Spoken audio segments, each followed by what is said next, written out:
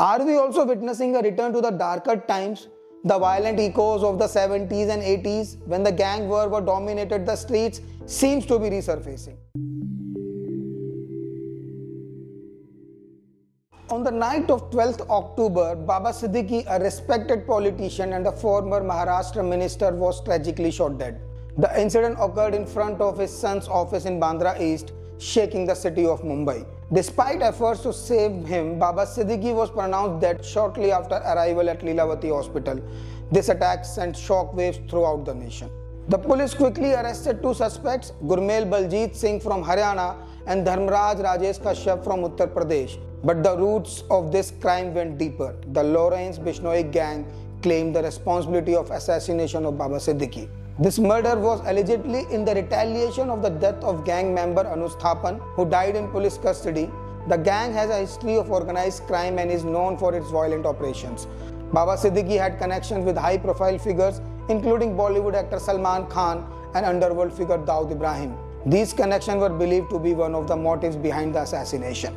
This added further complexity to investigation and public speculations.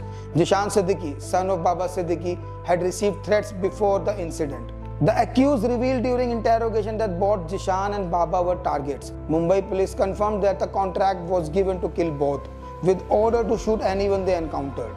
Born Ziauddin Siddiqui on September 13, 1958, Baba Siddiqui began his political career in late 1970s. A member of Indian National Congress, he quickly rose through the ranks, participating in student movements and later serving as a youth Congress leader. Siddiqui was elected as the member of Legislative Assembly for the Bandra West constituency for the 3 consecutive terms in the year 1999, 2004 and 2009. He was also appointed Minister of State for Food and Civil Supplies and Labour during the tenure of Chief Minister Vilas Rao Deshmukh. Beyond politics, Siddiqui was known for his charisma and ability to unite different worlds. His famous iftar parties in Mumbai brought an end to the long-standing Cold War between Bollywood titans Salman Khan and Shah Rukh Khan in 2013.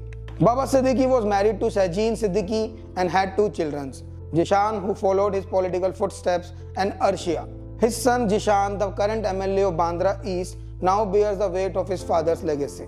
The Lawrence Bishnoi gang's hatred for Salman Khan played a significant role in this tragic event. Siddiqui's close ties to Salman made him a target. The Bishnoi community rage originated from the actor's involvement in a black buck poaching case, a sacred animal to their community. Since 1998, the Bishnoi gang had made several attempts on Salman Khan's life, and in their eyes, anyone who supported him was an enemy.